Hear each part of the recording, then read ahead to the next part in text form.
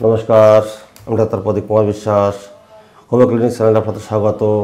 আজ আপনাদের সামনে যে বিষয়টি আলোচনা করব সেটি হলো ব্যাকটেরিয়া অর্থাৎ মূত্রস্থলীর সংক্রমণ। মূত্রস্থলীর সংক্রমণ হলে যে সমস্ত সমস্যাগুলি আসে সেগুলো হচ্ছে মূত্রে যন্ত্রণা, মূত্রথলিতে প্রদাহ, কোমরে প্রদাহ, মূত্র ফোটা ফোটা করে পড়ে, ঠিকমতো প্রস্রাব ক্লিয়ার হয় না, প্রস্রাব করতে গেলে যন্ত্রণা, কখনো প্রস্রাবের আগে যন্ত্রণা, কখনো প্রস্রাবের পরে যন্ত্রণা, কখনো প্রস্রাব করার সময় যন্ত্রণা, বিভিন্ন উপসর্গ আসে। এই মূত্রস্থলীর প্রদাহের জন্য যে সমস্ত মেডিসিন অত্যন্ত গুরুত্বপূর্ণ এবং যে সমস্ত মেডিসিন সাধারণত আমরা সচরাচর প্রয়োগ করি বা আমি ব্যবহার করে যেগুলো আমি উপকৃত হয়েছি সেগুলি আপনাদের সামনে আমি এখন শেয়ার করছি। মূত্রস্থলীর প্রদাহের প্রথম মেডিসিনটি হলো বারবারিস ভলগারিস। বারবারিস ভলগারিস মূত্রস্থলীর একটা প্রধান মেডিসিন। এটা মূত্রে পাথর বা মূত্রস্থলীতে পাথর বা কিডনিতে পাথর বিভিন্ন উপসর্গে প্রয়োগ করা হয়। সুতরাং মূত্রস্থলীর প্রদাহের জন্য যে সমস্ত মেডিসিনগুলি অত্যন্ত গুরুত্বপূর্ণ তার প্রথম মেডিসিনটি হলো বারবারিস ভলগারিস। বারবারিস ভলগারিসের যখনই মূত্রস্থলীতে প্রদাহ বা ইনফেকশন আসে তখন তার কোমরে অত্যন্ত যন্ত্রণা হয়, কোমরের সাইডে টিপলে একটা বস বস শব্দ হয়, চলাফেরা করতে পারে না, হাঁটাচলা করতে পারে না, বসতে পারে না, শুতে পারে না, সবসময় একটা ব্যথা, অর্থাৎ পুরো কোমরটা, অর্থাৎ পেটের ডান দিক থেকে বাঁ দিকে, বাঁ দিক থেকে ডান দিকে পুরো কোমরটা নিয়ে একটা ব্যথা অনুভব করতে থাকে। রোগী অস্বস্তি বোধ করতে থাকে, টিপলেও ব্যথা, হাঁটাচলা করলেও ব্যথা, বসলেও ব্যথা, সবসময় ব্যথা অনুভব করতে থাকে। আর প্রস্রাবের একটা জ্বলন বা যন্ত্রণা হতে থাকে, কখনো কখনো প্রস্রাব বারবার প্রস্রাব হতে থাকে, কখনো কখনো বারবার প্রস্রাব হয় না, বিভিন্ন উপসর্গ থাকতে পারে। এই মূত্রস্থলীতে যখনই ইনফেকশন আসে যায় তখন দেখা যাচ্ছে অনেক সময় বিভিন্ন রকম পাথরের ইনফেকশন আসতে পারে, বিভিন্ন রকম ইনফেকশন আসতে পারে, বা খাদ্য খাবারের জন্য আসতে পারে, বা অনেক সময় রাত্রি জাগরণের জন্য আসতে পারে, বিভিন্ন রকম সমস্যার জন্য মূত্রস্থলীতে ইনফেকশন আসতে পারে। সেই ইনফেকশনের জন্য আমরা যে সমস্ত মেডিসিন প্রয়োগ করি তার প্রথম মেডিসিনটা হলো বারবারিস ভলগারিস। সাধারণত বারবারিস ভলগারিস 30 পাওয়ার দিনে 3 বার, সকালে, দুপুর, রাত্রি। আর সঙ্গে কিন্তু একটা কথা মনে রাখবেন, মূত্রস্থলীর প্রদাহের জন্য অর্থাৎ ব্যাকটেরিয়ার একটা প্রধান মেডিসিনটি হলো মাদার টিংচার, যেটা হচ্ছে সেবাল সেলুলেটা। সেবাল সেলুলেটা মূত্রস্থলীর যে কোনো ইনফেকশনে কিন্তু কাজ করে। আমরা যদি বারবারিস ভলগারিসের সঙ্গে সেবাল সেলুলেটা মাদার টিংচার প্রয়োগ করতে পারি, সেবাল সেলুলেটা সাধারণত 10 ফোঁটা করে 3 বার 2 চামচ জলের সাথে, আর বারবারিস ভলগারিস 30 পাওয়ার 1 ফোঁটা করে দিনে 3 বার, পরপর 3 দিন, পরের সপ্তাহে 3 দিন, পরের সপ্তাহে 3 দিন, বা পরের সপ্তাহে 2 দিন, এরকম করে দিতে হবে। পোটেন্সিটা সাধারণত রোজ কমাতে হবে, কিন্তু সেবাল সেলুলেটার মাত্রাটা কন্টিনিউ চালাতে হবে। 10 ফোঁটা করে দিনে 3 বার কন্টিনিউ দিলে দেখা যাচ্ছে আস্তে আস্তে আস্তে আস্তে তার সমস্ত যন্ত্রণা আস্তে আস্তে নীরব হয়ে যাবে। সুতরাং মূত্রস্থলীর প্রদাহের প্রথম মেডিসিনটি হলো বারবারিস ভলগারিস এবং তার সঙ্গে সেবাল সেলুলেটা মাদার টিংচার। কিন্তু মনে রাখবেন, সেবাল মাদারটা 10 ফোঁটার কমে দেওয়া যাবে না, অর্থাৎ 2 চামচ জলে 10 ফোঁটা করে মাদার টিংচার দিলে প্রতিদিন সকাল, দুপুর, রাত্রে 3 বার খাওয়ার আগে আস্তে আস্তে রোগীটা সুস্থ হয়ে যাবে। পরের মেডিসিনটি হলো ক্যান্থারিস। সাধারণত মূত্রস্থলীর প্রদাহের ক্যান্থারিস একটা মারাত্মক মেডিসিন, কিন্তু মনে রাখতে হবে যে ক্যান্থারিসের যে মেন সিমটমগুলি সেগুলো হলো প্রস্রাবের শেষে যন্ত্রণা, এত যন্ত্রণা যে রোগী দাঁড়িয়ে স্থির থাকতে পারবে না, প্রচণ্ড জ্বালা যন্ত্রণা শুরু হয়ে যাবে, প্রচণ্ড জ্বালা, তার জ্বালা তলপেট থেকে আরম্ভ করে পেটের উপর পেট পর্যন্ত চলে আসে এবং নিচের দিকে নেমে যায়। যখনই প্রস্রাব করতে যায় প্রথম চান্সে যন্ত্রণা হয় না, প্রস্রাব করার শেষের দিকে যন্ত্রণা শুরু হয়, প্রচণ্ড যন্ত্রণা, যতই জল খাক, যতই ঠান্ডা খাক, কোনো রকম যন্ত্রণা তার নিবারণ হয় না। প্রস্রাব করার পরেও যন্ত্রণা থেকে যায় এবং প্রস্রাবের শেষে ফোটা ফোটা করে যন্ত্রণা হতে থাকে। কিন্তু যখনই যন্ত্রণা শেষ হয়ে যায় তখনই দেখা গেল আবার প্রস্রাবের বেগ পেল, আবার যন্ত্রণার প্রস্রাবের পরে শুরু হয়ে গেল, এইভাবে যন্ত্রণা হতে থাকে। অনেক সময় দেখা যাচ্ছে যে তার প্রস্রাবের সঙ্গে যন্ত্রণা থাকে, তো এছাড়া তার শরীরেও যন্ত্রণা এসে যায়, জ্বালা এসে যায়, একটা জ্বালা অনুভূতি এসে যায়। এক্ষেত্রে আমরা ক্যান্থারিস মাদার টিংচার 30 পাওয়ার দিনে 3 বার 2 ফোঁটা করে আর সঙ্গে সেবাল মাদার প্রয়োগ করতে পারি। যখনই প্রস্রাবের ইনফেকশন আসবে বা মূত্রস্থলীর ইনফেকশন আসবে তখন কিন্তু সেবাল মাদার অবশ্যম্ভাবী, কোনো রকম ভুল নাই। যে কোনো পোটেন্সি দিই না কেন তার সঙ্গে সেবাল মাদার দিতেই হবে, তাহলে রোগীটা অতি সত্বর সুস্থ হবে। কিন্তু মনে রাখবেন, সেবাল মাদারটা সাধারণত 10 ফোঁটা করে 3 বার দেবেন, আর পোটেন্সি পাওয়ার অনুপাতে, যেরকম 30 পাওয়ার যদি দিই আমরা ক্যান্থারিস মাদার 30 পাওয়ার, পরপর 3 দিন 3 বার, সকালে, দুপুর, রাত্রি। পরের সপ্তাহে 3 দিন যদি দেখা যাচ্ছে যন্ত্রণা কমে গেছে তখন পরের সপ্তাহে 2 দিন দেবেন, সকালে বিকেলে, আর তারপরের দিন সকালে বিকেলে, ব্যাস অফ করে দেবেন। আর সঙ্গে সেবাল মাদারটা কন্টিনিউ চালাতে হবে, ওটা কিন্তু বন্ধ করা যাবে না সেবাল মাদারটা। সুতরাং ক্যান্থারিস মাদারটা যখনই দেখবো যে আমরা 30 পাওয়ার আর কাজ হচ্ছে না তখন 200 পাওয়ার, যখনই 200 পাওয়ারে আসবো তখনই কিন্তু আর বেশি ডোজ প্রয়োগ করা যাবে না, পরপর 2 দিন দিতে হবে। 200 পাওয়ার আজকে 2 ডোজ সকালে বিকেলে, কালকে 2 ডোজ সকালে বিকেলে, আর সেবল মাদারটা কিন্তু কন্টিনিউ চলবে। তাহলে রোগী অতি সত্বর আস্তে আস্তে সুস্থ হয়ে যাবে, কোনো রকম ভুল নাই।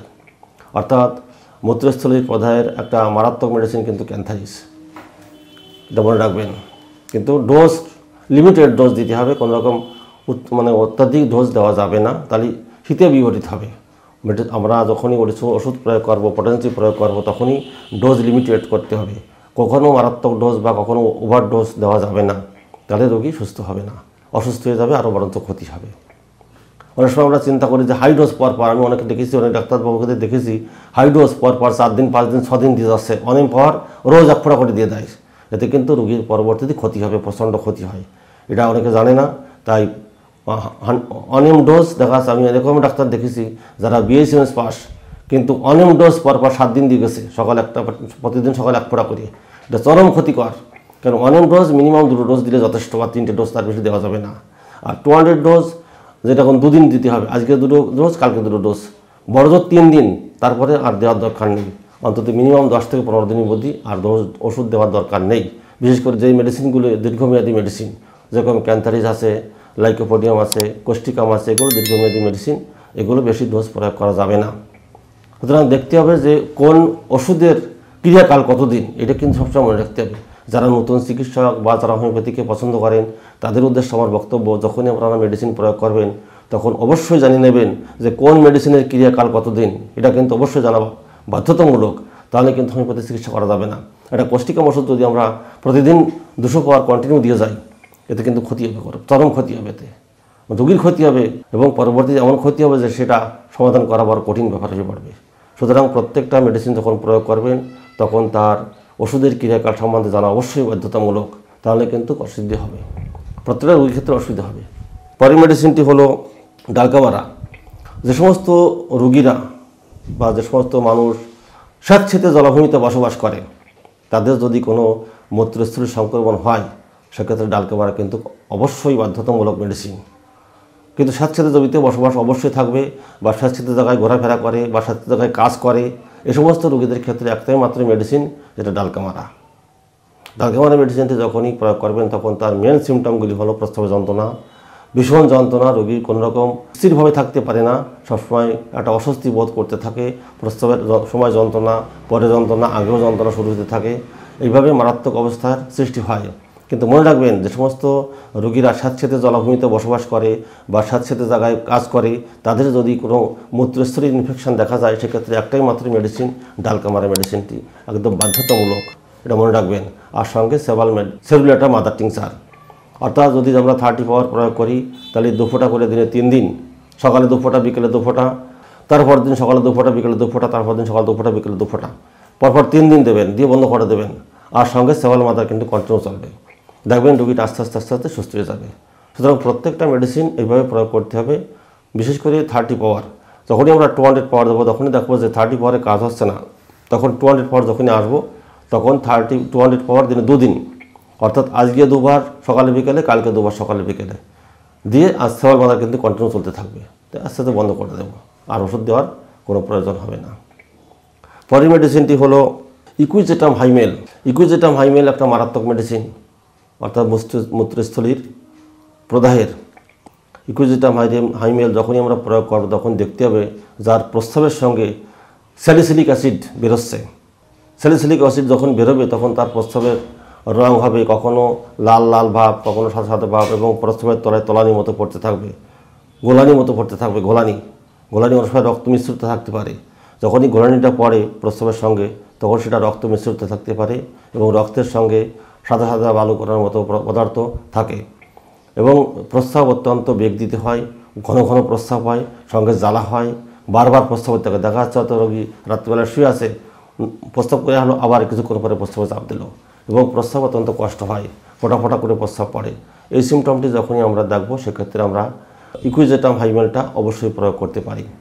ইকুইজেটাম হাইমেলটা যখনই আমরা প্রয়োগ করবো, তখন 30 পাওয়ার দিনে 3 বার, পরপর 3 দিন, সকালে দুপুরে রাত্রি, তারপর দিন সকালে দুপুর রাত্রি, তারপর দিন সকাল দুপুর রাত্রি, এইভাবে দিতে হবে। আর সঙ্গে কিন্তু সেভাল মাদারটা অবশ্যই দেব, কারণ সেভাল মাদারটা দিলে প্রস্রাবের সমস্যাটা অতি সত্ত্বর সুস্থ হয়ে যাবে, রোগী কোনো রকম কোনো কষ্ট বোধ করতে পারবে না, সে সুস্থ থাকবে সবসময়। এত মারাত্মক মেডিসিন সেবল মাদারটা সবসময় প্রস্রাবটা সরলভাবে বেরিয়ে আসবে, এটা সেবল মাদারের প্রথম কাজ। আর মূত্রস্থলের যে ইনফেকশনটা অতি সত্ত্বর ক্লিয়ার করে দেবে। অর্থাৎ সেবল মাদারটা একটা মারাত্মক মেডিসিন, এটা মনে রাখবেন যে প্রত্যেকটা পোটেন্সের সঙ্গে সেবল মাদার আবশ্যক বাধ্যতামূলক, মনে রাখবেন। সুতরাং ইকুইজিটাম হাইমেল যখনই প্রয়োগ করবো 30 পাওয়ার আমরা 3 দিন দেবো, পরের সপ্তাহে 3 দিন, পরের সপ্তাহে 2 দিন। যখনই দেখবো যে 30 পাওয়ার আর কাজ হচ্ছে না, সেক্ষেত্রে 200 পাওয়ার। যখনই 200 পাওয়ার দেবো সেক্ষেত্রে পরপর 2 দিন 200 পাওয়ার, সকালে বিকেলে, আজ সকালে বিকালে, কাল সকালে বিকেলে, পরপর 2 দিন দেবো। আর সঙ্গে সেবল মাদার অবশ্যই চালাতে হবে, দেখবেন রোগী আস্তে আস্তে সুস্থ হয়ে যাবে। এইবার যদি কোনো রোগী যদি এসে বলে আমার পায়খানা ক্লিয়ার হচ্ছে না, গ্যাস অম্বল প্রচণ্ড হারে আছে, আজকাল তো গ্যাস অম্বল সাধারণ ব্যাপার, প্রত্যেকটা রোগীর গ্যাস অম্বল অবশ্যই বাধ্যতামূলক থাকেই, বেশিরভাগ ক্ষেত্রে থাকে। যদি তার অন্য কোনো সিমটম আসে, গ্যাস অম্বলের সিমটম আসে, মুখ টক হয়ে যায়, গলা জ্বালা করে, টক বমি ভাব ওঠে, সেক্ষেত্রে সিমটম অনুযায়ী আপনি যে কোনো মেডিসিন প্রয়োগ করতে পারেন। খাওয়ার পরে 5 ফোঁটা করে, যেরকম নাক্স আসতে পারে, আমলকি আসতে পারে, রবিনা আসতে পারে, বিভিন্ন রকম মেডিসিন আসতে পারে, সেটা আপনি প্রয়োজন মতো সেটা দেবেন রোগীর কাছে ভালো করে শুনে যে কোনটা আসতে পারে, সেটা সেই অনুপাতে মেডিসিন প্রয়োগ করলে রোগী অতি সত্ত্বর সুস্থ হয়ে যাবে, কোনো রকম ভুল নাই। সুতরাং মনে রাখবেন যে আজকাল 95% লোকের গ্যাস্ট্রিকের সমস্যা ভুগছে, কম বেশি ভুগছে। যদি কোনো গ্যাসের সমস্যা আসে সেক্ষেত্রে তাকে সেই অনুপাতে তার মেডিসিন প্রয়োগ করলে রোগী অতি সত্ত্বর সুস্থ হবে, কোনো ভুল নাই। পরের মেডিসিনটি হলো অ্যাপিস মেলিফিকা। অ্যাপিস মেলিফিকা মূত্রস্থলের প্রধানের একটা মারাত্মক মেডিসিন। অ্যাপিস মেলিফিকা রোগীর প্রথম সিমটমটি হলো রোগীর যখন আপনার কাছে মূত্রস্থলের সমস্যা নিয়ে আসবে, দেখবেন তার চোখের নিচে থলির মতন একটা পদার্থ অর্থাৎ ঝুলি আছে, অর্থাৎ চোখের উপর পাতা যদি ফলে সেক্ষেত্রে ক্যালিকার, চোখের নিচের পাতা যদি ফলে সেক্ষেত্রে অ্যাপিসমেল। অর্থাৎ অ্যাপিসমেল যখনই প্রয়োগ করবো তখন দেখতে হবে তার চোখের সকাল সকাল যখন ঘুম থেকে ওঠে চোখের নিচের পাতা থলির মতো চোখটা ফুলে গেছে এবং বারবার প্রস্রাব আসছে, প্রস্রাবের পরে যন্ত্রণা আছে, প্রস্রাব করার পরে একটু ফোটা ফোটা ফোটা ফোটা পড়তে থাকে, এরকম অবশ্যই অত্যন্ত কষ্ট হয় প্রস্রাব করতে গেলে, এবং কিছুক্ষণ পর পর প্রস্রাব হয়, প্রস্রাব করে হলে আবার কিছুক্ষণ পর প্রস্রাব আসছে, আবার কিছুক্ষণ পর প্রস্রাব আসছে, এভাবে চলতে থাকবে। যখনই অ্যাপিসমেল মাত্রাটি প্রয়োগ করবো মিনিমাম 30 পাওয়ার দিনে 3 বার, সকালে দুপুরে রাত্রি পরপর 3 দিন, আর সঙ্গে সেলুলাটা মাদার পরপর 3 বার 10 ফোঁটা করে খাওয়ার 1 ঘন্টা আগে বা 1 ঘন্টা আগে খেতে হবে। মনে রাখবেন সেবল মাদারটা কিন্তু সবসময় খাওয়ার আগে দেবেন, সেবল মাদারটা সবসময় খাবার 1 ঘন্টা আগে মিনিমাম দেবেন। পোটেন্সি এবং মাদার টিংচার আধা ঘন্টা ডিফারেন্স করে দিতে পারেন। যদি সকাল 7টার সময় সে খাবার খায়, 6টার সময় ওষুধ খাবে, 6:30টার সময় খাবে সেবল মাদারটা, 7টা 7:30টার সময় ভাত খাক, কোনো অসুবিধা কিছু নেই। কিন্তু হোমিওপ্যাথি মেডিসিন যখনই প্রয়োগ করবেন, মাদার টিংচার হোক, গ্যাসের ওষুধগুলো বাদে সমস্ত মাদার টিংচার মিনিমাম খাবার আগে প্রয়োগ করা উচিত। যেরকম সেবল সেলুলাটা মাদার, এটা হচ্ছে মারাত্মক ওষুধ, কিন্তু সবসময় খাবার আগে প্রয়োগ করবেন।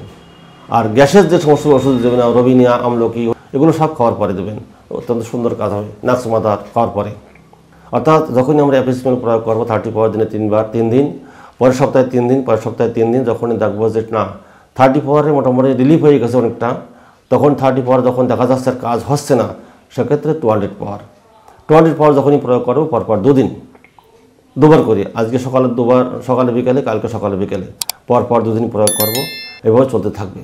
সুতরাং আমরা যখনই মেডিসিন প্রয়োগ করব তখন তার প্রত্যেকটা মেডিসিনের ক্রিয়াকাল জেনে সেভাবে মেডিসিন প্রয়োগ করতে হবে। শুধু মেডিসিন প্রয়োগ করলে হবে না, তাদের ধাতুগত লক্ষণ, চরিত্রগত লক্ষণ সমস্ত জেনে মেডিসিন প্রয়োগ করতে হবে, তাহলেই রোগী 100% সুস্থ হবে, কোনো ভুল নাই। কারণ মূত্রস্থলীর প্রদাহের একটা ভীষণ কার্যকরী মেডিসিন অ্যাপিস মেলিফিকা, সেই ক্ষেত্রে আমরা যদি প্রয়োগ করতে পারি সঠিকভাবে 100% কাজ শিওর হবে। কিন্তু মনে রাখবেন মূত্রস্থলীর প্রদাহের মেলিফিকার যে সিমটমটি, সেটা মনে রাখতে হবে যে চোখের নিচের পাতা ফুলো ফুলো ভাব থাকবেই সকালে ঘুম থেকে ওঠার পরে। সেই সিমটমটা জেনে তার ডিটেলস সিমটম শুনলে অবশ্যই ওষুধটি সাকসেসফুল হবে, কোনো ভুল নাই। আর সঙ্গে সেবল মাদারটা অবশ্যই রাখবেন। পরের মেডিসিনটি হলো ক্যালিকার্প। ক্যালিকার্প কিন্তু একটা মারাত্মক মেডিসিন মূত্রস্থলীর প্রদাহের। যে সমস্ত রোগীরা দেখবেন সকালে যখন ঘুম থেকে ওঠে চোখ বন্ধ হয়ে যায়, মানে উপর পাতা ফুলে গেছে, সাধারণত 60 বছরের বয়সের পরে যে সমস্ত রোগীরা আসে তাদের এই সমস্যাটা বেশি আসে। নিচের দিকেও কম আসে কিন্তু 60 বছরের পরে বা 50 বছরের পরে যে সমস্ত মানুষ আছে তাদের, পুরুষ হোক আর মহিলা হোক, তাদের এই ইনফেকশনটা বেশি হয়। তাদের দেখতে হবে যে ক্যালিকার্পের প্রধান সিমটমটি হলো উপরের পাতা, চোখের উপর পাতা ফুলে গেছে, ফুলিয়ে একদম ঝুলিয়ে পড়েছে, অর্থাৎ চোখ বন্ধ হয়ে গেছে, এই সিমটমটি যখন দেখবো তখনই আমরা প্রথম মনে করতে হবে এটা ক্যালিকার্পের রোগী। ক্যালিকার্পের রোগী সাধারণত শীত সহ্য হয় না, একদম শীত সহ্য করতে পারে না, প্রচণ্ড যন্ত্রণা হয় শীতে, তা কাতর থেকে থাকে, প্রচণ্ড কাতর, এবং তার সমস্ত সিমটমগুলি সাধারণত ভোর রাতের দিকে, অর্থাৎ রাত্রে 3টে, 3:30 বা আড়াইটির পরে তার ইনফেকশনটা শুরু হয়। বারবার প্রস্রাব করতে থাকে, প্রস্রাব করতে করতে যন্ত্রণা হয় প্রস্রাবে, এত যন্ত্রণা যে রোগী ছটফট করতে থাকে। সমস্ত ইনফেকশনগুলি তার শেষ রাতের দিকে বেশি হয়, এটা মনে রাখতে হবে। ঠান্ডা একদম সহ্য করতে পারে না, সমস্ত সময় ইনফেকশনগুলো বা সমস্ত সমস্যাগুলো তার ঠান্ডার সময় বৃদ্ধি পায়, শীতকালে বিশেষ করে, বা ঠান্ডা যখন আবহাওয়া হয় তখন তার ইনফেকশনটা বেশি হয়, এটা মনে রাখতে হবে। অর্থাৎ প্রত্যেকটা মেডিসিনে তার পুরোপুরি সিমটম জেনে বা তার বৃদ্ধিকাল জেনে ওষুধ প্রয়োগ করলে অবশ্যই কাজ হবে, কোনো ভুল নাই। মনে রাখবেন ক্যালিকার্প সাধারণত শীত কাতর, গরম কাতর নয়, শীত কাতর রোগী। শীতে তার কিন্তু সমস্ত সিমটমগুলি বাড়াবাড়ি হয়, এটা মনে রাখতে হবে। ক্যালিকার্প সাধারণত 30 পাওয়ার দিনে 2বার বা 3বার দিতেও পারি, পরপর 3 দিন, পরের বার থেকে কিন্তু 2বার দিতে হবে। ক্যালিকার্প একটা দীর্ঘমেয়াদী মেডিসিন, অর্থাৎ আজকে আমি সকালে দুপুরে রাত্রি, কালকে সকালে দুপুর রাত্রি দিয়ে বন্ধ, পরের সপ্তাহে দেখা যাচ্ছে যদি তার ইনফেকশনটা অনেকটা কমে যায় থাকে, আর সঙ্গে কিন্তু সেবল মাদার দিতে হবে, তাহলে পরপর 2 দিন দিতে হবে, সকালে বিকেলে, সকালে বিকেলে, আজকে সকালে বিকেলে, কালকে সকালে বিকেলে দিয়ে বন্ধ স্টপ করে দিতে হবে। যদি দেখা যাচ্ছে যে তার পরপর 2 সপ্তাহ খাওয়ার পরে আর 30 পাওয়ারে কাজ হচ্ছে না, সেক্ষেত্রে 200 পাওয়ার 2 দিন দিলে যথেষ্ট। সপ্তাহে যখনই দেখা যাচ্ছে যে 200 পাওয়ার দেবো, সপ্তাহে 2 দিন দেওয়ার পরে তার যন্ত্রণা নেই, কোনো ওষুধ বন্ধ করে দিতে হবে, শুধু সেবল মাদার চালাতে হবে। সেবল মাদারটা চালানোর পরে দেখা যাচ্ছে সে আস্তে আস্তে সুস্থ হয়ে গেছে। যতদিন পর্যন্ত তার ক্রিয়াকালটা চলতে থাকে ততদিন পর্যন্ত কোনো পটেন্সি প্রয়োগ করার দরকার নেই। প্রত্যেকটা মেডিসিনের ক্ষেত্রে কিন্তু যখনই আমরা পটেন্সি প্রয়োগ করব, যতদিন পর্যন্ত ওষুধের ক্রিয়াকাল ঠিকমতো থাকে ততদিন পর্যন্ত কিন্তু ওষুধ প্রয়োগ করা যাবে না। যখনই ওষুধের ক্রিয়াকাল শেষ হয়ে যাবে তখন পুনরায় তাকে ডোজ প্রয়োগ করতে হবে। সেটা 30 পাওয়ার হোক, আর 200 পাওয়ার হোক, আর 1 পাওয়ার হোক, আর 10 পাওয়ার হোক, সেভাবে প্রয়োগ করলে রোগী অতি সত্ত্বর সুস্থ হয়ে যাবে এবং কোনো রকম ভুল নাই। সুতরাং প্রত্যেকটা মেডিসিন আমরা যখন প্রয়োগ করব তার সমস্ত সিমটম জেনে মেডিসিন প্রয়োগ করলে রোগী 100% সুস্থ হবে। এটা আমার অভিজ্ঞতা, বা আপনাদের সামনে যে বিষয়গুলি আমি বললাম সেটি সম্পূর্ণ আমার অভিজ্ঞতার উপর ভিত্তি করে আমি আপনাদের সামনে শেয়ার করছি। সুতরাং আপনারা যারা নতুন চিকিৎসক বা যারা হোমিওপ্যাথিকে পছন্দ করেন তাদের উদ্দেশ্যে আমার বক্তব্য, আপনারা প্রত্যেকটা মেডিসিন যখন প্রয়োগ করবেন তখন তার সমস্ত লক্ষণ বা সিমটম জেনে, সমস্ত রোগীর সিমটম জেনে, পুঙ্খানুপুঙ্খ জেনে তারপরে মেডিসিন প্রয়োগ করবেন, তাহলে 100% কাজ অবশ্যই পাবেন, কোনো ভুল নাই। সুতরাং ভিডিওটি আপনাদের ভালো লাগলে আপনারা শেয়ার করবেন, লাইক করবেন এবং সাবস্ক্রাইব করবেন। নমস্কার।